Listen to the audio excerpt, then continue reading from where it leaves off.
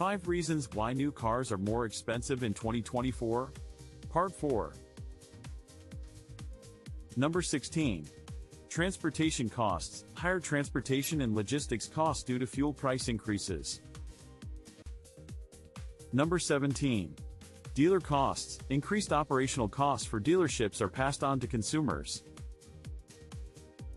Number 18. Warranty and service plans. More comprehensive warranty and service plans add to the overall cost. Number 19. Finance costs. Higher interest rates and financing costs for manufacturers and consumers. Number 20. Limited inventory. Lower inventory levels due to production issues lead to higher prices due to demand exceeding supply. Always stay informed on the latest automotive trends. Like and subscribe for more tips at TipMe5X.